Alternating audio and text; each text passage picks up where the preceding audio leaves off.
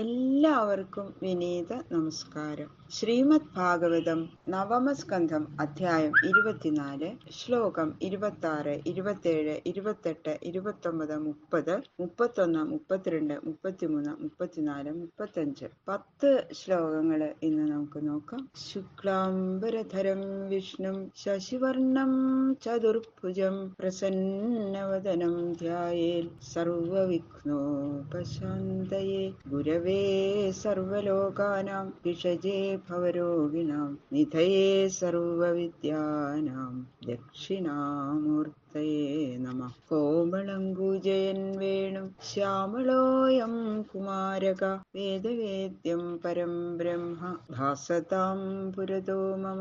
ഗംഗണപതയേ നമഃ. സംസരസ്വത്യേ നമഃ. ഗുരുഭ്യോ നമഃ. ഓം നമോ ഭഗവതേ വാസുദേവായ. ഓം നമോ ഭഗവതേ വാസുദേവായ. ഓം നമോ ഭഗവതേ വാസുദേവായ. ശ്ലോകം 26, 27, 28, 29 4 ശ്ലോകങ്ങളുടെ അർത്ഥം ഒന്നിച്ചാണ് പറയുന്നത്. തസ്യാം സഞ്ജനയാമാസ ദശപുത്രാൻ അകൽമഷാൻ വസുദേവം ദേവഭാഗം ദേവശ്രവസമാനകം സൃഞ്ജയം ശ്യാമകം കങ്കം ശമീകം വത്സകം മൃഗം ദേവദുന്ദുഭയോ നേതു ആനകായസ്യ ജന്മനി വസുദേവം ഹരേ സ്ഥാനം വദന്ത്യാനകദുന്ദുഭിം പൃഥാച ശ്രുതദേവാച ശ്രുതകീർത്തി ശ്രുതശ്രവാഃ രാജാധിദേവീ ചൈതേഷാം ഭഗിന്യ പഞ്ചകന്യകാ കുന്ദേ സഖ്യുപിതാ ശൂരോ ഹി അപുത്രസ്യ പൃഥാമദാൽ. ദേവമേഢന്റെ പുത്രൻ ശൂരൻ എന്ന് പറഞ്ഞല്ലോ. ആ ശൂരന്റെ പത്നിയായ മാരിഷ മനഃശുദ്ധിയുള്ളവരായ 10 പുത്രന്മാര് ജനിച്ചു. വസുദേവൻ, ദേവഭാഗൻ, ദേവശ്രവസ്, ആനകൻ, സൃഞ്ജയൻ, ശ്യാമകൻ, കങ്കൻ, ശമീകൻ, വത്സകൻ, മൃഗൻ. ഇതാണ് 10 പേരുടെ പേര്. ഈ വസുദേവര് ജനിച്ച സമയത്ത് ദേവന്മാര് ദുന്ദുഭി മുതലായ വാദ്യങ്ങൾ മുഴക്കി. അതുകൊണ്ട് വസുദേവർക്ക് ആനകദുന്ദുഭി എന്നൊരു പേര് കൂടി ഉണ്ടായി. അവരെന്താ മുഴക്കാൻ കാരണം? ഭഗവാൻ അദ്ദേഹത്തിന്റെ പുത്രനായിട്ട് വരാൻ പോകുന്നു. പൃഥ, ശ്രുതദേവ, ശ്രുതകീർത്തി, ശ്രുതശ്രവസ്, രാജാധിദേവി എന്ന 5 പേരാണ് വസുദേവന്റെ സഹോദരിമാര്. പൃഥ എന്ന് പറഞ്ഞാൽ നമ്മുടെ കുന്തിദേവി. അപ്പൊ പിതാവായ ശൂരൻ എന്തു ചെയ്തു? തന്റെ സ്നേഹിതനും സന്താനഹീനനുമായ കുന്തിഭോജന് പൃഥയെ ദാനം ചെയ്തു. അങ്ങനെയാണ് പൃഥയ്ക്ക് കുന്തി എന്ന പേര് വന്നത്. കുന്തിദേവി കുന്തിഭോജന്റെ മകളായിട്ടാണ് വളർന്നത്. സാപ ദുർവാസസോ വിദ്യാം ദേവകൂതിം പ്രദോഷിതാൽ തസ്യാ വീര്യപരീക്ഷാർത്ഥം ആജുഹാവരവിം ശുചി. കുന്തിയില് ആ കന്യകയായിരിക്കണ സമയത്ത് തന്നെ കുന്തിക്ക് കർണൻ ജനിച്ചു. എങ്ങനെയാ അത് പറയണം? ആ കഥ വിസ്തരിച്ചു പറയണം. കുന്തി ഒരു ദിവസം തന്റെ ഗൃഹത്തില് ആഗതനായിട്ടുള്ള ആ ദുർവാസസ മഹർഷിയെ പരിചരിച്ചു. കുന്തിയെ നിയോഗിച്ചു. പെൺകുട്ടികളെയാണ് നിയോഗിക്കുക. മഹർഷിമാരൊക്കെ വന്ന് അവർക്ക് അനുഗ്രഹം കിട്ടാൻ വേണ്ടിയിട്ട്. അങ്ങനെ വളരെ ഭക്തിയോടു കൂടിയിട്ട് ദുർവാസസ മഹർഷിക്കുള്ള എല്ലാ മര്യാദകളൊക്കെ പരിചര്യകളൊക്കെ ചെയ്തു. അദ്ദേഹത്തിന് വളരെ സന്തോഷമായി.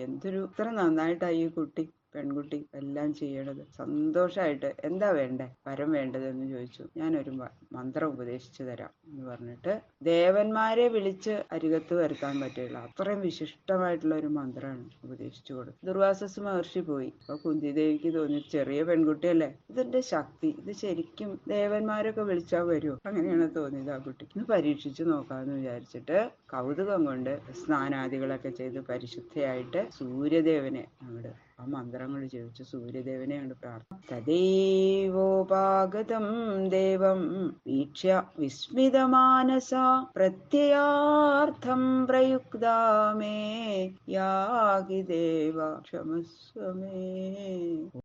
മന്ത്രങ്ങൾ ജപിച്ച ഉടനെ സൂര്യദേവൻ കുന്തിദേവിയുടെ മുമ്പിൽ പ്രത്യക്ഷനായി. എന്താണ് വരം വേണ്ടത്, എന്താ വേണ്ടത്, എന്താണ് ആഗ്രഹം, പറഞ്ഞോളൂ എന്ന് പറഞ്ഞു. പക്ഷേ ചെറിയ പെൺകുട്ടിയല്ലേ, വല്ലാത്ത ഭയായി, ആശ്ചര്യം, വല്ലാത്ത അത്ഭുതമായി. ഇങ്ങനെ ഈശ്വര, സൂര്യദേവനൊക്കെ ഇങ്ങനെ അപ്പൊ പറഞ്ഞു, മന്ത്രശക്തി പരീക്ഷിച്ചറിഞ്ഞ് വിശ്വസിക്കാൻ വേണ്ടിയിട്ട്, അതിനു വേണ്ടിയിട്ട് മാത്രം ഞാൻ ജപിച്ചതാണ്. ദുർവാസസ് മഹർഷി പറഞ്ഞു തന്ന മന്ത്രമാണ്. അതിന് ശക്തി ഉണ്ടോന്ന് അറിയാൻ വേണ്ടി ചെയ്തതാണ് ഭഗവാന്. അല്ലാതെ അവിടുത്തെ കൊണ്ട് ഇപ്പൊ എനിക്ക് വേറെ ആവശ്യമൊന്നുമില്ല. അതുകൊണ്ട് അങ്ങ് തന്റെ സ്ഥാനത്തേക്ക് പോവണേ. ഞാൻ ചെയ്ത ഈ അപരാധത്തെ ആവശ്യമില്ലാതെ വിളിച്ചു വരുത്തിയ ഈ കുറ്റത്തെ ക്ഷമിക്കണേ, ക്ഷമിക്കാൻ കരുണയുണ്ടാവണേ എന്നൊക്കെ പറഞ്ഞു. പക്ഷെ സൂര്യദേവൻ പറഞ്ഞു, എന്റെ ദർശനം നിഷ്ഫലാകാൻ പാടില്ല എന്ന് പറയണു അടുത്ത ശ്ലോകത്തില്. അമോഘം ദർശനം ദേവി ആദിൽസേ ത്വയി ചാത്മജം യോനിർയഥാ ന ദുഷ്യേത കർത്താഹം തേ സുമധ്യമേ. സൂര്യഭഗവാൻ പറഞ്ഞു, ഹേ ദേവി, എന്റെ ദർശനം നിഷ്ഫലമാകാൻ പാടില്ല. ഞാൻ നിന്നില് പുത്രനെ ഉത്ഭവിപ്പിക്കും, നീ ആ പുത്രനെ ധരിക്കുകയും ചെയ്യും. ഞാൻ കന്യകയല്ലേ ഭഗവാനെ, എങ്ങനെ അത് ഗർഭം ധരിക്കും എന്ന് നീ വിചാരിച്ച് ഒട്ടും വിഷമിക്കണ്ട. ആ കന്യകയ്ക്ക് യോനിക്ക് ദൂഷ്യം ബാധിക്കാത്ത വിധത്തില് ഞാൻ അനുഗ്രഹിച്ചു കൊള്ളാം. പിന്നെ പുത്രൻ ഉണ്ടായതിനു ശേഷം നീ കന്യക തന്നെ ആയിരിക്കും എന്ന് അവിടെ അനുഗ്രഹിച്ചു.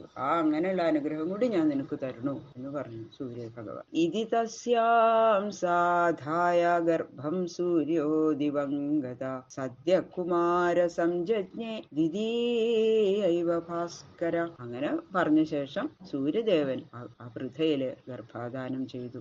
എന്നിട്ട് സൂര്യഭഗവാൻ സ്വർഗത്തെ പ്രാപിക്കുകയും ചെയ്തു. രണ്ടാമതൊരു സൂര്യൻ എന്ന പോലെ ദ്വിതീയ യുവ ഭാസ്കര എന്ന് പറഞ്ഞിരിക്കുന്നു. അതിതേജസ്വിയായ ഒരു കുമാരൻ ഉടൻ തന്നെ പ്രസവക്ലേശം കൂടാതെ ജനിച്ചു. അതാണ്, പ്രസവക്ലേശം ഒന്നും ഉണ്ടായില്ല. അങ്ങനെ ഒരു ഉണ്ണി അങ്ങോട്ട് ജനിച്ചു, അതിതേജസ്വിയായ ഒരു കുമാരൻ. തൻ സാത്യജന്നദീതോയേ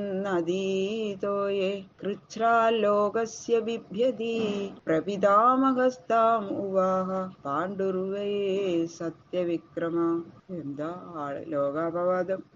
ഇങ്ങനെ ഒരു കന്യകയായിട്ടൊരു കുട്ടിക്ക് ഒരു ഉണ്ണി പിറന്നു എന്ന് പറഞ്ഞു കഴിഞ്ഞാൽ, കന്യക പ്രസവിച്ചു എന്ന് പറഞ്ഞാൽ എല്ലാവരും അപവാദം പറയില്ലേ? അങ്ങനെ ലോകാപവാദത്തെ ഭയപ്പെട്ട് ആ പെൺകുട്ടി ആ കുമാരനെ ഒരു പെട്ടിയിലാക്കിയിട്ട് നദീജലത്തില് ഒഴുക്കി വിട്ടു. അപ്പൊ തോഴിമാരൊക്കെ ഉണ്ട്, കുന്തിദേവിക്ക് രാജകുമാരിയല്ലേ, അവരുടെയൊക്കെ സഹായം കൊണ്ട് അവരൊക്കെ പറഞ്ഞതിനനുസരിച്ച് വേറെ ആരും അറിഞ്ഞിട്ടില്ല. അങ്ങനെ ഒരു പെട്ടിയില് ആ കുമാരനെ അതിലാക്കിയിട്ട് ഒഴുക്കി അങ്ങോട്ട് വിട്ടു. കരഞ്ഞു ശ്രീ ശുഖബ്രഹ്മർഷി പറയണു, അങ്ങനെ സത്യമാർഗത്തിൽ മാത്രം പ്രവർത്തിക്കുന്ന അങ്ങയുടെ പ്രപിതാമഹനായ പാണ്ഡു, കുന്തിയെ പാണ്ഡുവാണ് വിവാഹം ചെയ്തത്. സൂര്യന്റെ സംയോഗം ഉണ്ടായി എന്ന് വെച്ചാലും കുന്തിക്ക് അതുകൊണ്ട് ദോഷമൊന്നും ഉണ്ടായിട്ടില്ല എന്നർത്ഥം. എപ്പോഴും കന്യകയായിട്ട് തന്നെ ഇരിക്കും എന്ന് പറഞ്ഞ് അനുഗ്രഹിച്ചിട്ടുണ്ടല്ലോ സൂര്യഭഗവാൻ. ശ്രുതദേവാം തുകാരുഷോ വൃദ്ധശർമാ സമഗ്രഹീൽ യസ്യാമഭൂൽ ദന്തവക്ത്ര ഋഷിശബ്ദോദിതേ സുത. കരുഷദേശാധിപതിയായ വൃദ്ധശർമാവ് ശ്രുതദേവയെ പരിഗ്രഹിച്ചു. രണ്ടാമത്തെ കുട്ടി ശ്രുതദേവ എന്ന് പറഞ്ഞ കുന്തിദേവിയുടെ സഹോദരി. അവളിൽ ദന്തവക്ത്രൻ, ആ ശ്രുതദേവയുടെ പുത്രനാണ് ദന്തവക്ത്രൻ. ഇതിനു മുമ്പത്തെ ജന്മത്തില് ഋഷിയുടെ ശാപനിമിത്തം വിഷു പാർഷദനായ വിജയൻ ദ്വിതീയിലെ ഹിരണ്യാക്ഷനായി ജനിച്ചിരുന്നവനാണ് ഈ ദന്തവക്ത്രൻ. അതാണ് 3 ജന്മം ഉണ്ടെന്ന് പറഞ്ഞല്ലോ, ഈ ഹിരണ്യകശിപു, അങ്ങനെ ശിശുപാലൻ, ദന്തവക്ത്രൻ, അങ്ങനെ വിഷ്ണു പാർഷദന്മാരായ ജയവിജയന്മാരുടെ പിന്നത്തെ ജന്മം, 3ാമത്തെ ജന്മമാണ് ശിശുപാലനും ദന്തവക്ത്രനും. അതിലത്തെ ദന്തവക്ത്രൻ ഈ ശ്രുതദേവയുടെ പുത്രനാണ് ദന്തവക്ത്രൻ. ബാക്കിയുള്ള ശ്ലോകങ്ങള് നാളെ നോക്കാം. സർവത്ര ഗോവിന്ദനാമ സങ്കീർത്തനം. ഗോവിന്ദ ഗോവിന്ദ.